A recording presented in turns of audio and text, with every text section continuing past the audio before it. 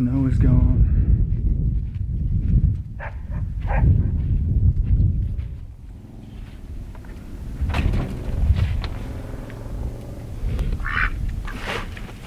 And this is what's left of the garden.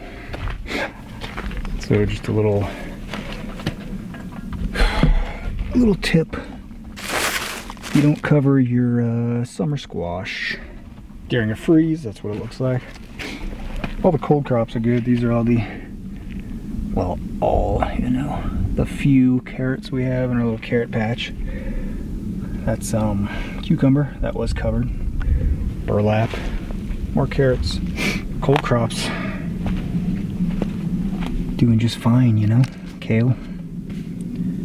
No problemo. That looks like celery. That's cool. Didn't know we had that growing. But the big difference is some of the basil. Let me get back over here. It's kind of trashy right now, but that's just because we've uncovered everything. So these were covered. And look at that, they survived. Amazing, huh? Still got flowers on them even. So that summer squash survived. And look at this guy. See if I can prop up the camera quick here. Not breaking something. Oh, come on. Okay. Kind of a spur of the moment idea. Yeah.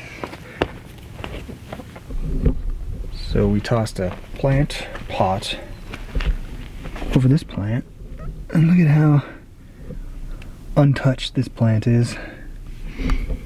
Still got little baby squash on it compared to this plant. Yeah, pretty much eradicated. This one's done for the year. And even the snap peas, whatever, they still have flowers on them. Unharmed. It's pretty amazing. We had weather in the 20s. These little tendrils here, they grasp onto things. We're completely iced over. Now it's all fine. For certain plants, these got flowers still. Certain plants are pretty resilient when it comes to the cold temperatures. Others aren't, like our peppers.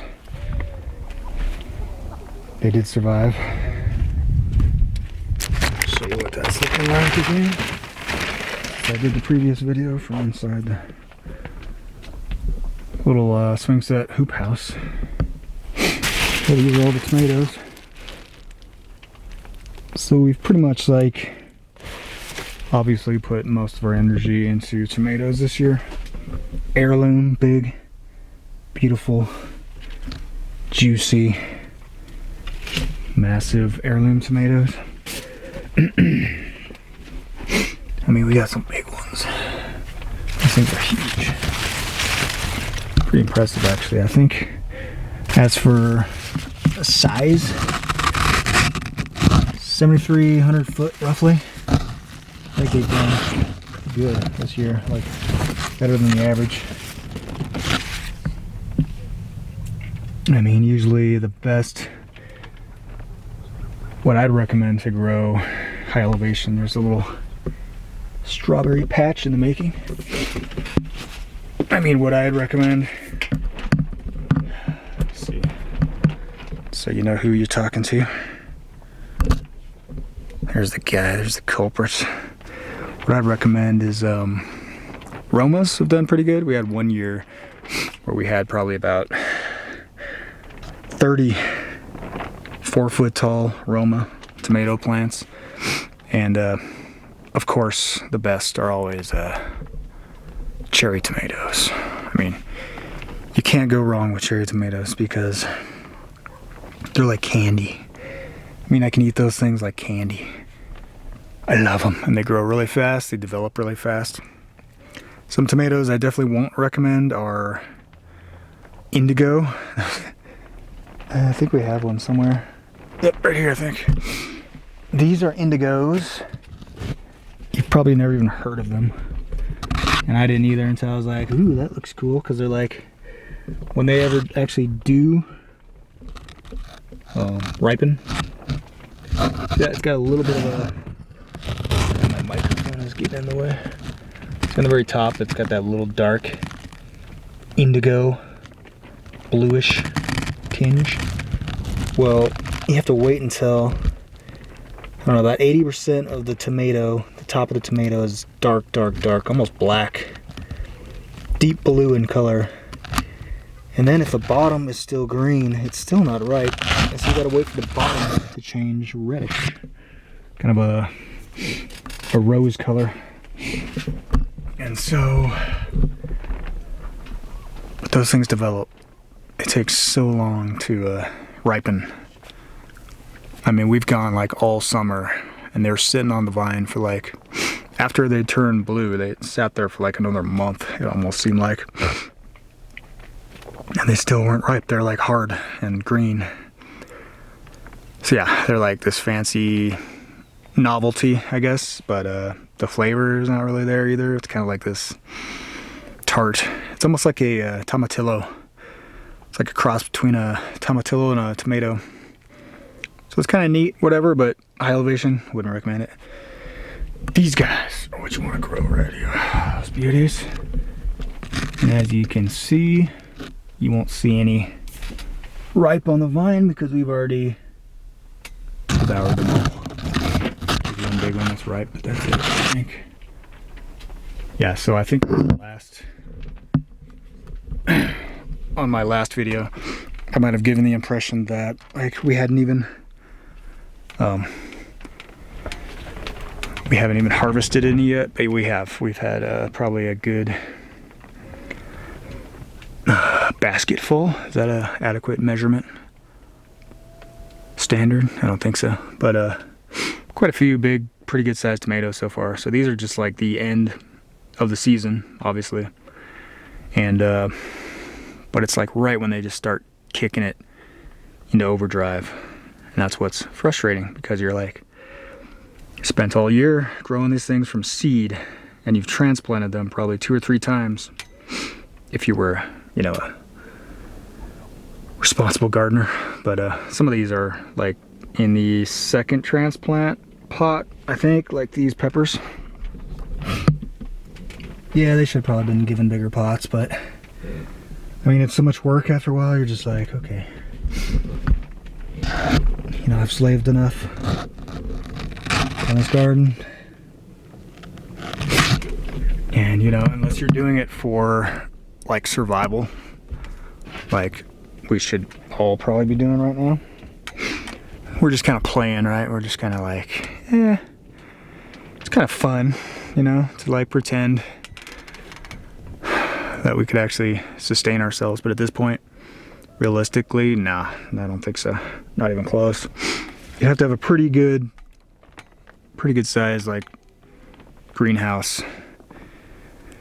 year-round, heated somehow throughout the winter. And even then, you'd probably just be, you know, eating cold crops, green stuff. I'll do a pan right now because the lighting's so cool. Sun just came out. It's pretty amazing. Look at that beauty. Look at those beauties. Look at that sun. You can just feel it coming in.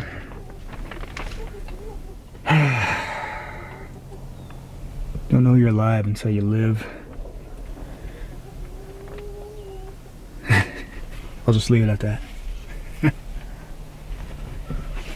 You don't know you're alive until you're alive. And you really know you're alive. And you don't know you're living until you, I don't know, live through the Rockies in the spring or the fall. And you get that nice continual pendulum swing back and forth between hot and cold days. And it is invigorating, I'll tell you that much. Sorry for the blast in your ears right there, but it is invigorating. Like, I I think it is the hot and cold effect on your circulatory system. Feels really good right now, just to feel some warmth after all that cold. But yeah, so the temperatures right now are scheduled to be above the 40s, so we're not that concerned anymore. She's still got the heater running for some reason. The heater's still on, but I don't think it really needs to be. I mean, for the prissy preppers, that's kind of what we are, I guess. Freudian slip. For the prissy peppers, they need to be a certain temperature, pretty warm, in order for them to ripen. Here you go. Here's a couple actual beautiful ripe, my favorite, black cherry tomatoes. Those things are like, oh, they're amazing. I could just live off of black cherry tomatoes. Like we had one year where we had a bunch of them, and we made a salsa one time that was just like cherry tomatoes.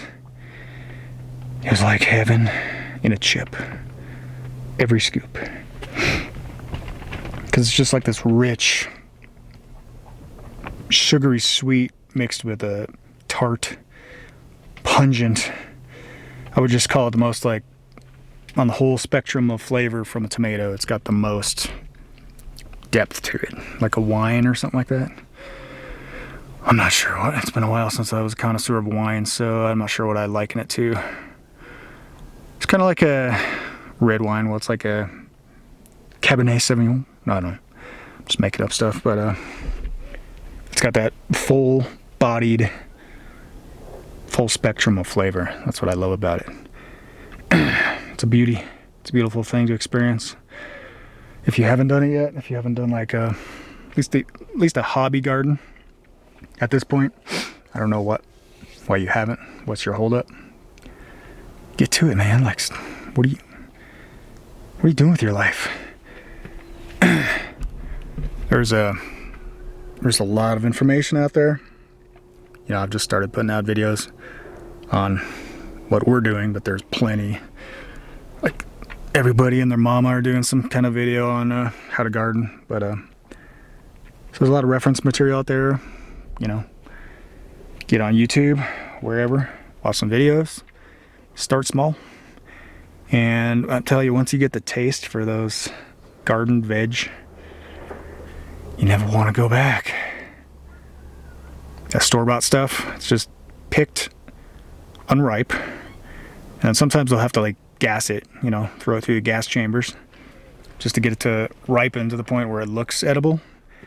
But I mean, I can see why kids don't want to eat the veggies, right? Because it's tasteless and it's bland.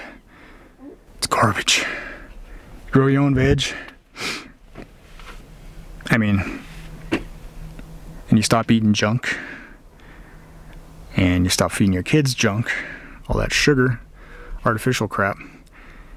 And it only takes like a week until your taste buds adjust.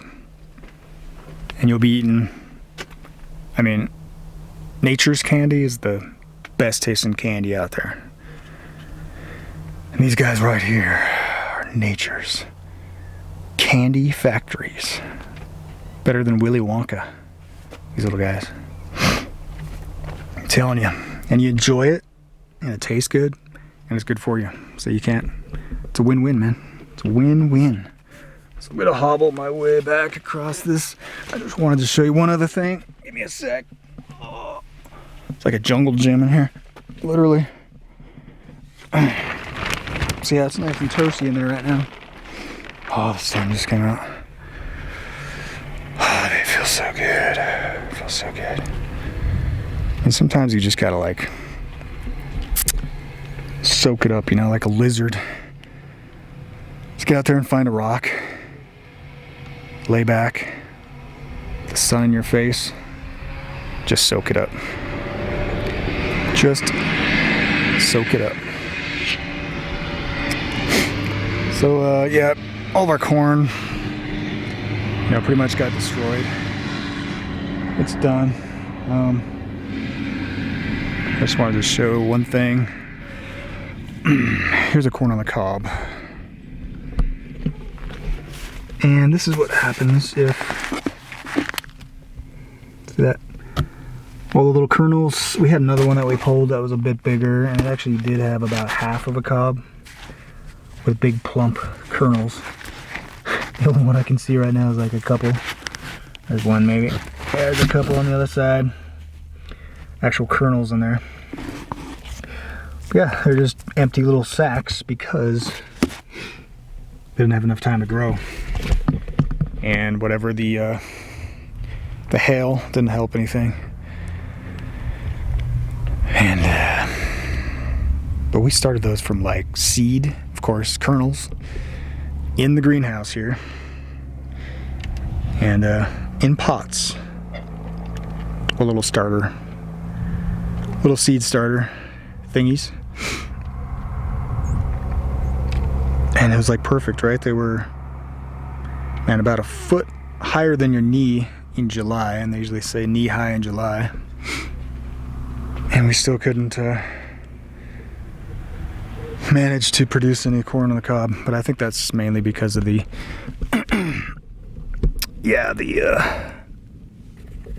hail just stunted them. So what I'm going to show you right here, if this is a good enough angle, I guess. What I'm going to show you is a little time lapse of me. Remember this? I don't know if anybody's been watching, but remember that little potato sack idea? Yeah, well, they're done now because of the cold, so there's no sense in leaving them inside of here. This thing, massive potato for high elevation anyway. Red potatoes, but there's no sense in leaving them in wet soil, because the one thing that I've found out is if you overwater your potatoes, they just turn into mush. And that's not what we want right now, so I'm gonna tip this bag over and hopefully find some potatoes in here. Little tiny things. Yeah, this thing was kind of a cool idea. Look at that. Ooh. And the color, you'll never, where am I, right there? You'll never see these kind of like neon red potatoes in the stores. That's a good size, look at that. I've had about like a red, purple Viking, you know, about like the size of my whole hand before, just grown in the dirt up here. Just like literally dug a hole, you know, stuck them in the ground, covered them up, and they got pretty good size. Yeah, these don't look the most prolific, but sometimes you gotta really search for them. So look at that. Nice. I'm just gonna tip this over, attempt to dump it all, and see how many we get. And yeah, the one drawback that I did figure out with this method was these little ones on the side here didn't get that big because they wouldn't get much water, and if you try to water, it just runs out. And you know, I'd water from the top, but you know, to make sure the water completely trickled all the way down to these lower plants was a little tricky. And the other thing was it was so packed in here, even though I used like hay and chicken poo with a little soil mixed in. It seemed a little, you know, it's like pretty dense. So I'm not sure how much they were able to spread out, but we'll find out. So I'm just gonna leave the camera on and do a time lapse and see what happens. I'll show you what kind of a treasure I discover at the end of the video. All right, give me 1 second. Figure out where I'm gonna set this camera. I'll be right back. I'm just gonna tip it. I'm just gonna tip it into this guy. So I save the soil. Holy moly. Oh.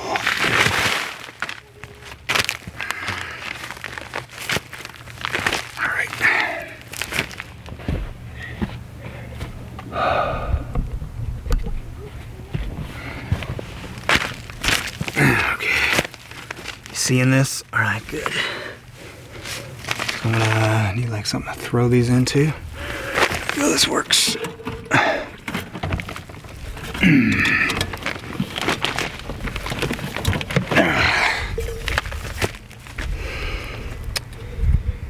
Use this nifty little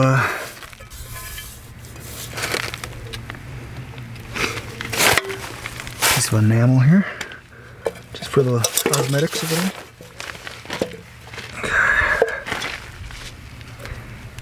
Decent size, a couple of these.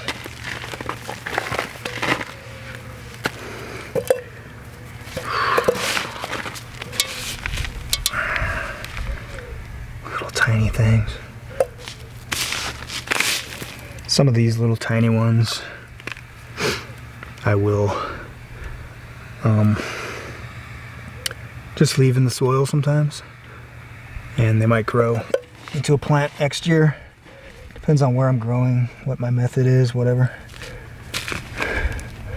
Because I'm not really, I hate to just, have one bite of a potato when I can have a whole plant next year loaded with potatoes. So, yeah, they're still pretty firm. That's a good sign.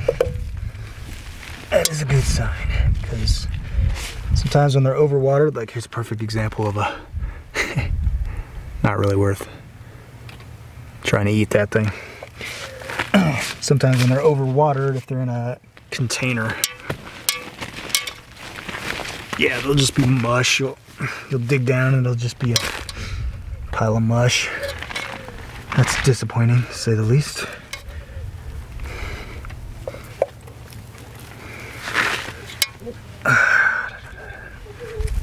Some good soil in here. Worms are liking this. Look at this beast. Whoa, dude, look at that beast. Look at that beast. Crikey. She's a beauty. It's a good little worm factory. Potatoes, potatoes. So that's a pretty good sign that all the way down here I'm still getting pretty good sized potatoes. Not disappointed. Okay, I need to just tip this thing over, I think. Oh shoot. Bottom fell out. You say potato, I say potato. You say tomato, I say tomato. Potato, potato. It's a pretty good sized potato. Let's sort the whole thing out. Yeah, let's sort the whole thing out, damn it. Can't we just sort out our differences in this country? I mean, is it that hard to, like, relate to fellow human beings? See things from their perspective? It doesn't mean they're right. Nobody's saying that, but hey, everybody's entitled to their own opinion. That's free. That's freedom. That's free thought. That's free speech. That's free expression. That's what America's founded on. And as long as people aren't just openly burning and looting down cities, who should give a damn? I don't. As long as they're not up in your business, like trying to force you, like to have dress codes and regulate the oxygen you put into your lungs, stuff like that, I'm all good. Just get out of our business. Leave us alone. Let us live the way we want to live. As long as you're not harming others, should be no problem, right? That's kind of the libertarian, classical, liberal kind of ideal. I know it's kind of like unattainable at this point, but a little bit of that isn't a bad antidote to the alternative, which is continual nanny state, big brother,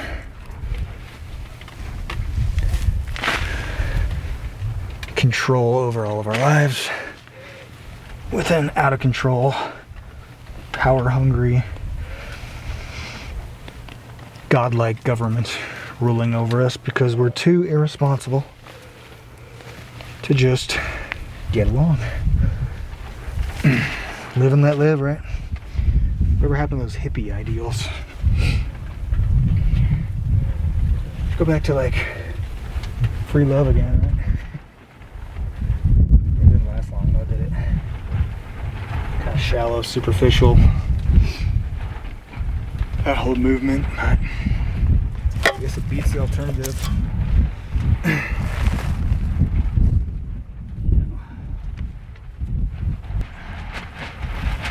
Alright, so yeah, that's what's left of the bag. That didn't last more than a season. Burlap.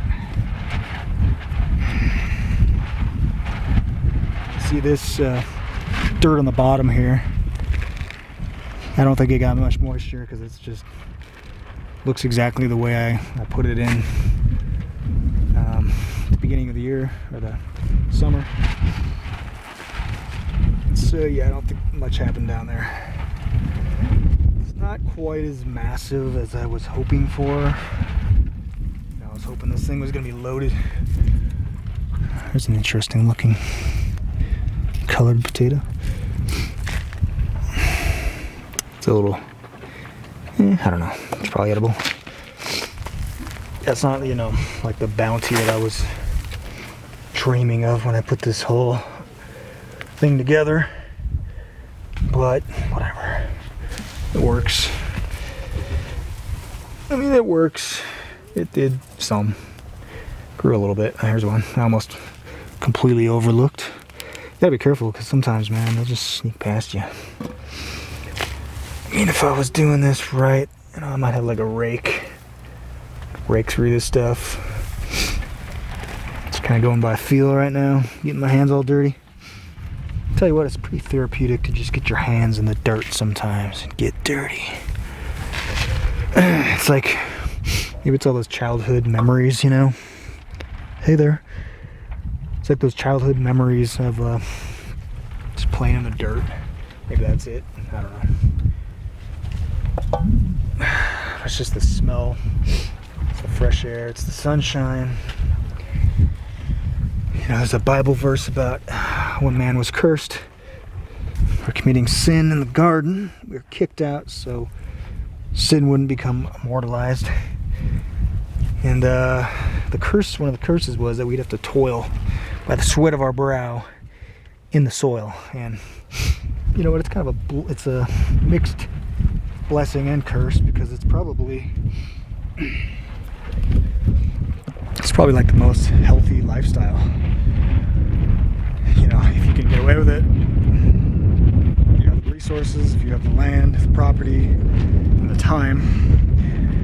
It's probably the most healthy lifestyle that you can live is getting your hands dirty, getting into the soil. You're outside all day, you're getting fresh air and sunshine, and you're eating like healthier than anybody else. So you're getting your exercise, you're getting your fresh air, you're getting everything you need is right here in the garden. And that's pretty cool.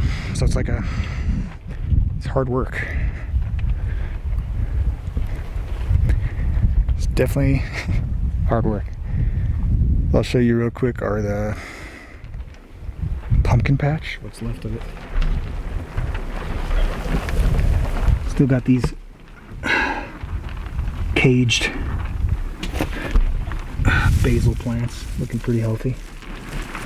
Thought we'd keep them in cages just to keep them social distance, you know, just in case some cross-pollination or something like that might occur. I don't know if you can see them, but there's quite a few, 1, 2, 3, 4, 5 green pumpkins.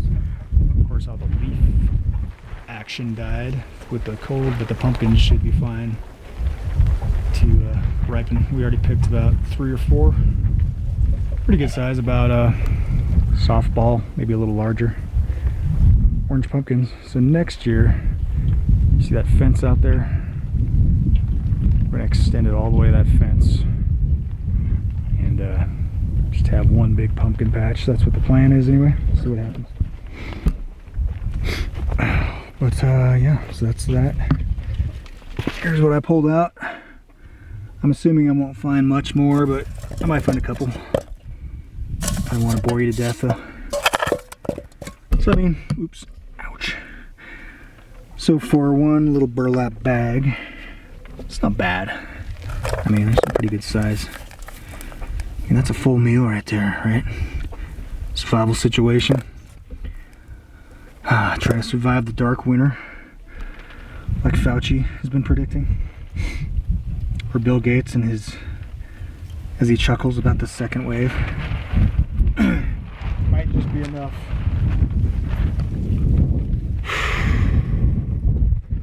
Well, I stood up too fast. Might just be enough to, I don't know, survive another week.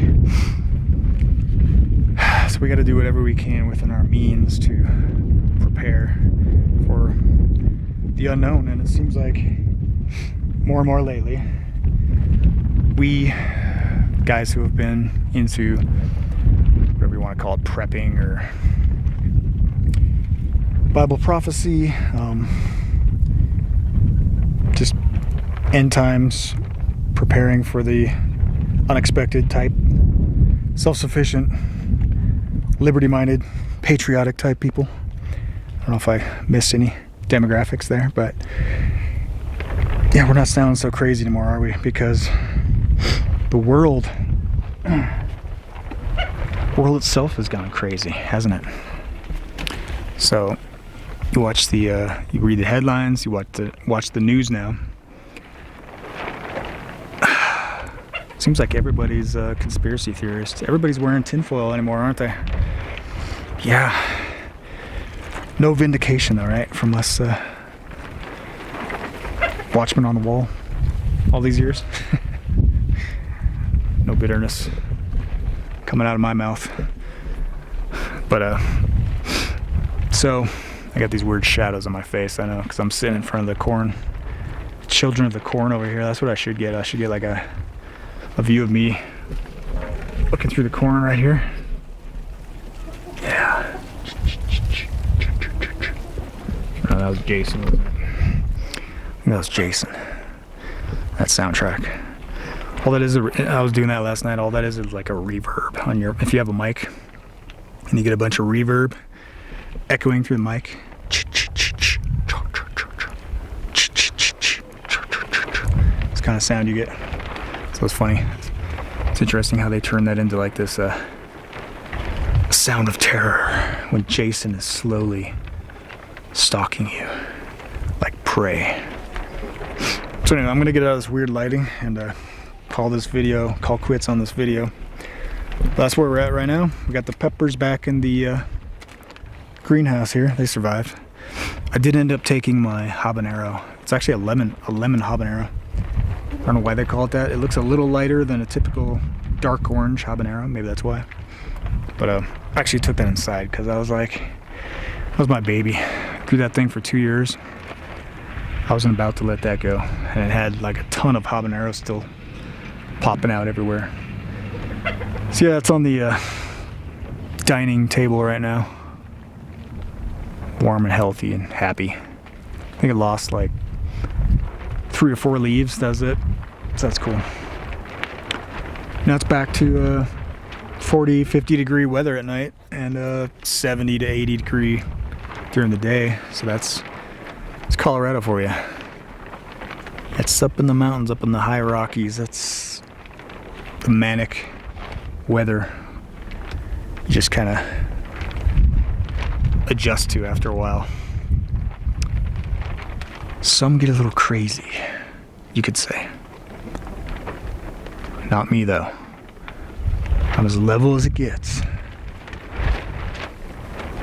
Thanks for watching. Keep tuning in. I got more ideas, like endless ideas in my head right now about content, and just a matter of time, right? It's like the one resource we don't have an infinite supply of is time. You gotta use it wisely every day. Man, I swear this last week,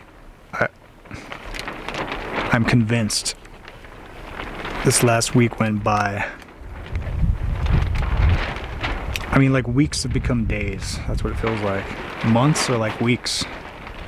So I guess years are like months now? I don't know. I think part of it is just the whole, this is a whole nother show idea, but part of it is just the whole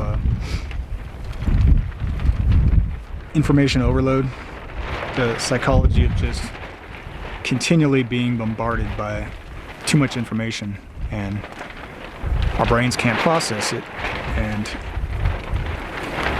I don't know what it is. It's like we're stuck in this wormhole.